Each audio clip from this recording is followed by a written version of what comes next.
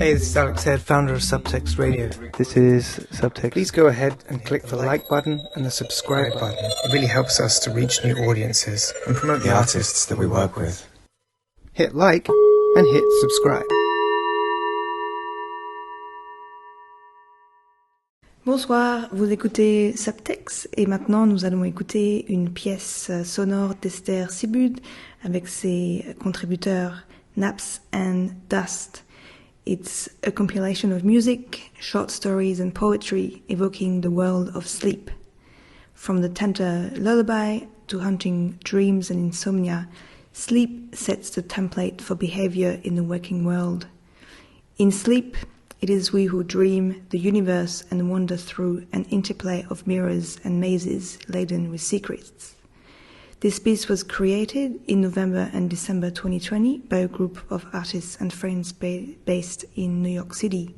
Justine Lugli, Colleen Billing, Lucia della Paolera, Cline, Millie Kapp, Anna Pierce and Benjamin Scott, Celia, Lesh and Esther Sibiude.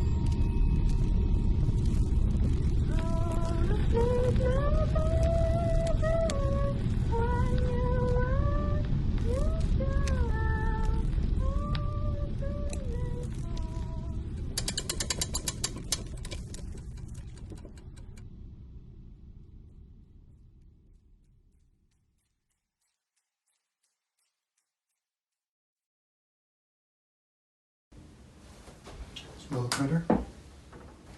I'm picking up the lid and smelling the copy bed.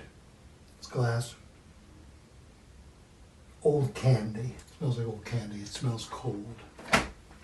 Now, I'm going to go on and smell the thermostat.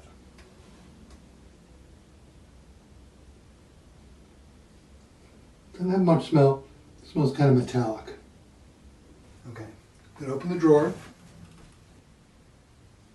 Inside of the drawer smells sort of nice. There's nothing in here. And the drawer, because there's nothing in it, smells very, very good. It smells like dried wood.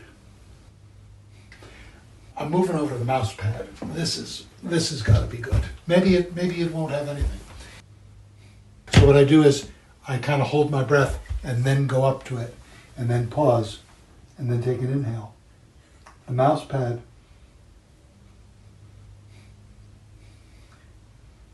smells kind of like plastic. Not bad, but very, very distinct. Kind of like it's like that. I mean, I know it's that foamy stuff, but it smells like plastic. It's a bit musty. It's a bit old. Okay, here we go. Okay, smell the monitor. Almost no odor at all.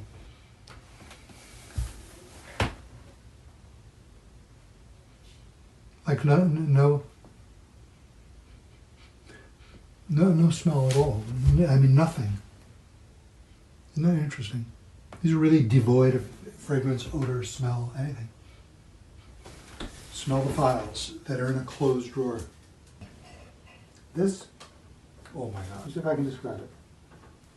First of all, it's a pleasant smell. It's not musty at all. It's a pleasant smell. It's dry.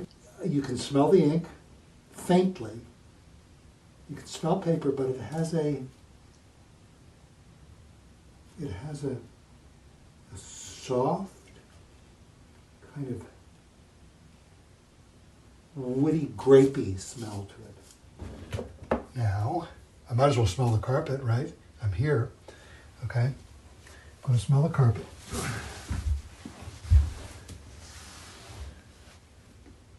Carpet's a little bit. Carpet smells like it's a little bit sour and stale. The carpet smells like something spilled and a little bit musty and tried to get cleaned up. It's not acrid or sour. It's just it's like stale grass or something. All right, I'm just going to go halfway around the room because then she can do the other half, right? Okay, so I'm starting here with this old lampshade. Actually, it smells a little bit like a hairdo. It smells like hair. Yeah, this one smells a little bit like human hair. Okay, let's see here. I think mostly though in these kind of old offices, I smell old carpet and old furniture, and I expected to smell more of that, but I don't. Okay, now I'm really down in the corner here, you know. Very vanilla. I don't know. Like white bread, kind of. Yeah, I'm smelling white bread with a touch of vanilla. The passport. Wow, this passport has been so many places. Ready for this? Okay. So this was his last passport. It smells a little bit like leather. And a little bit like ink. It smells like an old bedroom. Okay, now that, maybe because I looked at it before I smelled it, it smelled like a deep dark hole. It's a surge arrest, right? But it's off. But as I went in to smell it, it smelled like a deep dark hole. But it's off.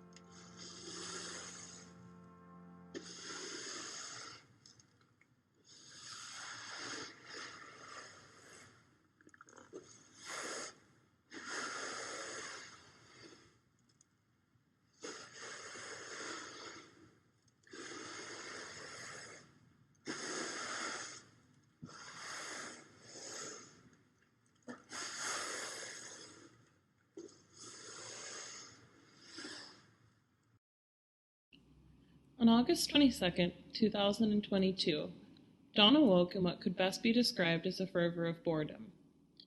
Anxious energy radiated from her chest to her toes, but her eyes and mind stayed sleepy. There was something happening under the surface, but Dawn couldn't find the energy to care. Fighting the desire to return to bed, she swallowed a wellness vitamin with a glass of tap water and put on something less comfortable. The vitamin left her mouth tasting like dust and her breath smelling like thyme. She smoked a cigarette and jogged halfway to the IKEA promenade, only to walk in slow motion the rest of the way. She set out to watch the sunrise, hoping it would welcome dawn along with the day, hoping a brilliant something may knock her awake and give her the energy necessary to get through the next 12 to 16 hours and back to bed. As the sun made its way over the water, Dawn watched intently and felt nothing. She kept watching. Dawn watched the sun all day long. Staring into the sun is strictly advised against, but Dawn was hoping the forbidden stare might just heal the short-circuiting malaise she couldn't seem to shake. Cemented there, staring into the sun, Dawn felt a quiver creep up upon her. Something of the sort she had only ever experienced before when giving birth. A feeling of not wanting to do something, but a parallel sense of no return. She was here, and it was too late to stop it. It was already happening. She wouldn't remember her body being around after that. She went numb from the inside out. It was as if all her limbs were asleep except the one that mattered. Her body just didn't seem relevant anymore. As expected, she didn't suddenly dematerialize into a swirling space-time void. It took a few minutes, maybe hours, perhaps centuries. The timeline is blurry. Arriving in some kind of consciousness soup, she wondered if this was ego death. A bright light, a sense of detachment, feelings of security and warmth. Is this the heaven ascension, she thought, as she closed the matter that most closely resembled her eyes? What is heaven if not a mystic mirror, a solar sum, a psychic sight?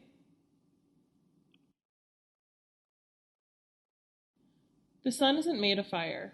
Atomically composed of 91% hydrogen and 8.9% helium, it is a ball of gas.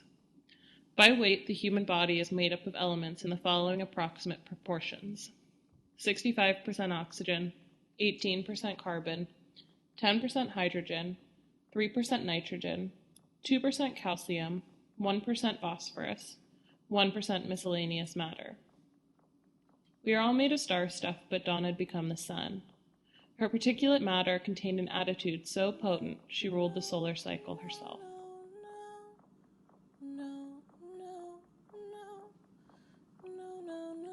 Becoming the sun invokes a pathological magnitude of clarity. Illumination lends itself to seeing, and in turn, seeing lends itself to knowing. The amount of illumination the sun lends the universe is, to put lightly, existentially overwhelming.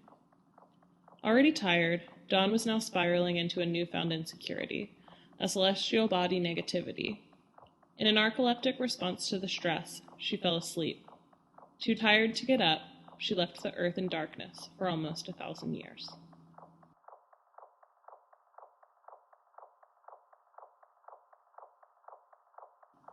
With dawn and the earth living together in parallel paralysis, humans had to adapt. SAD, or seasonal affective depression, became bad, boundless, and eventually humans began to move to a new circadian beat. Artificial UV lights were installed directly into their spinal cords, with circular bulbs hanging just above the forehead. They moved like anglerfish through the endless night. Despite their collectively paling skin, they found comfort in this new void of space and recognition, eventually evolving to fear the thought of natural light. Open flames were forbidden, and the only lighting allowed was powered by their own gases. From time to time, Dawn would try to wake, coaxed out of sleep by a dream of Diet Coke poured over ice or the simple memory of human touch. She would try to pry her groggy eyelids apart, but every time, the matter that came to make her mind would stop her. It was all too much.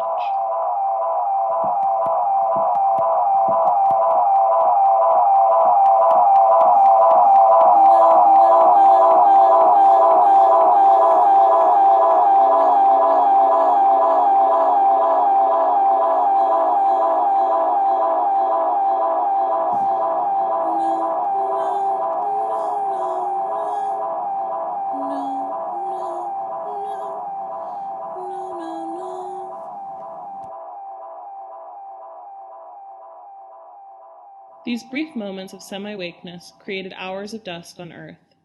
Intoxicated by its forbidden luminosity, dusk chasers and drunkards alike spent significant time attempting to calculate and encourage the next period of dusk.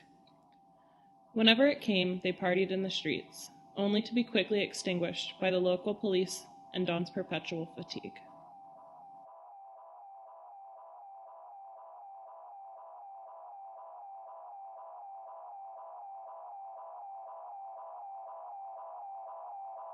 Years later, a descendant of Dawn became haunted by dreams of daylight.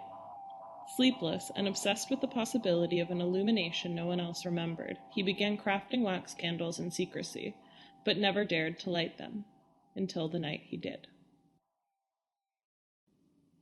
Enveloped in a blindingly soft aura of glow, every surface began to slowly undulate in tiny vibrational waves, as if all matter had come alive. It was not to the extent that he felt the world was melting or reality had suddenly broken apart. It was softer, slower, just enough for him to understand that solid is more subjective than he thought. Staring directly into a flame is strictly advised against, but he was hoping the forbidden stare might just heal this weakness he couldn't seem to shake. Cemented there, staring into the flame, he felt a quiver creep up upon him. Something of the sort he had never experienced, but imagined giving birth must be like.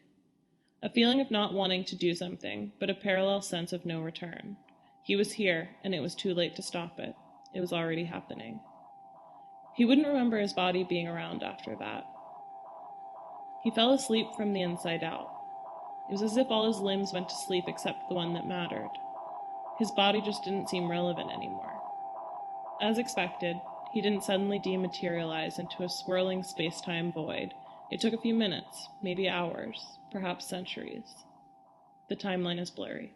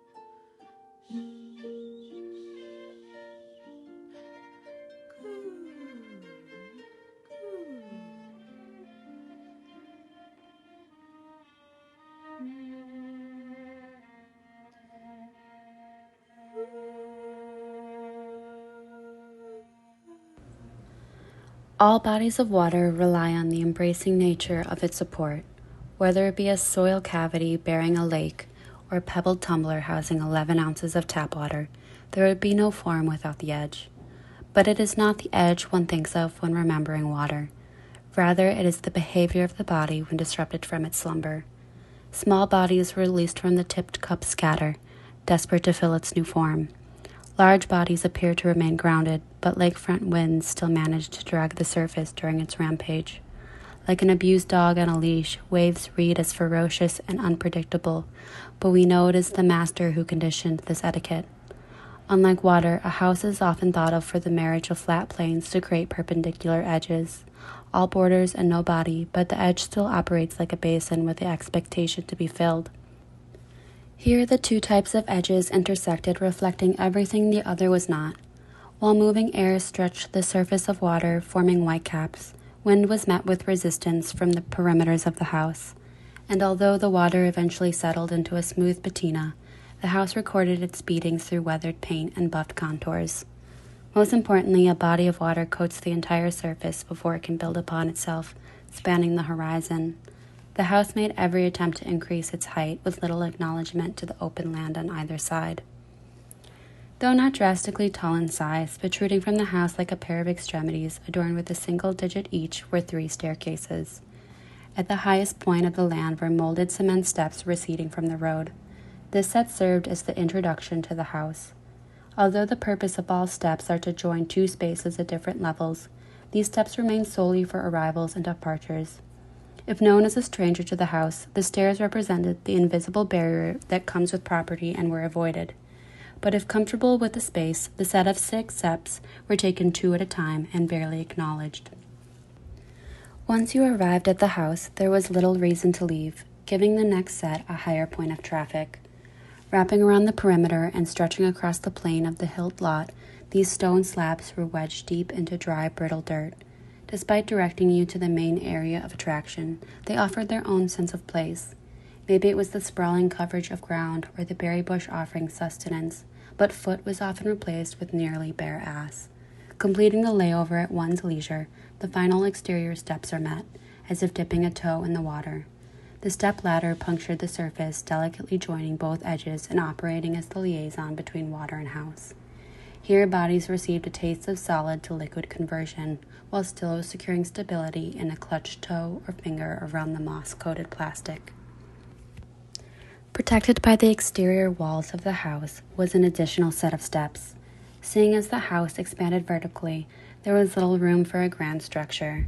Instead, a metal spiral staircase with a 3-foot diameter joined the 2 floors, leaving a 3-foot gap in the second floor for one to descend through.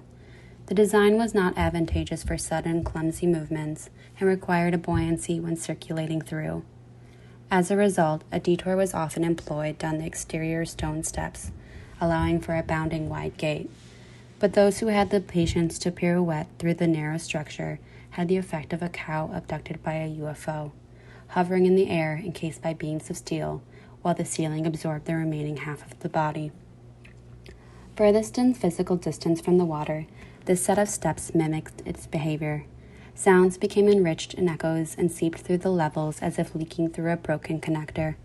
The presentation of a familiar dialogue without its performers had the effect of recalling the previous night's dream, but even silence, though rare, gave away actions. You don't need to swim with your eyes open to be privy to another's motions. Now, with a more gentle release of the eyelids, bodies gathered on beds. The house, being overpopulated, often displayed a surplus of beds on the floor. 2 were placed on either end of the spiral staircase, functioning like bunk beds. After a day spent on the water, the bodies did not understand stillness and entered a state of disembarkment syndrome. It was as if the basin was filled with water.